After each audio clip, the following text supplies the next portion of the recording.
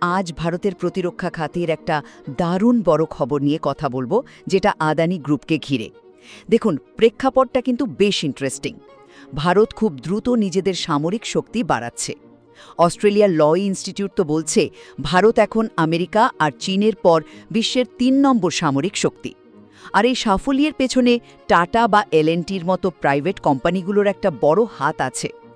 তো এই আবহে আদানি ডিফেন্স একটা বিশাল ঘোষণা করেছে। আসুন এর ৩টে মূল দিক একটু বুঝে নিই। প্রথমত, বিনিয়োগের অঙ্কটা।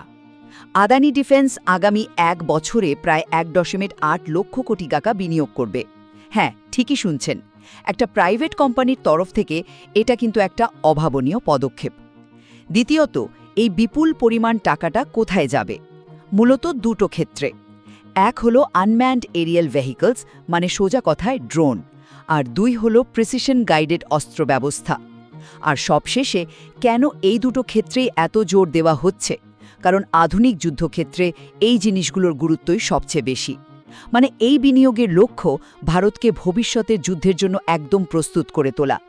এক কথায় বলতে গেলে, আদানির এই পদক্ষেপটা ভারতের প্রতিরক্ষা শিল্পকে আমদানি নির্ভরতা থেকে বের করে এনে আত্মনির্ভরশীল হওয়ার পথে এক বিশাল লাফ।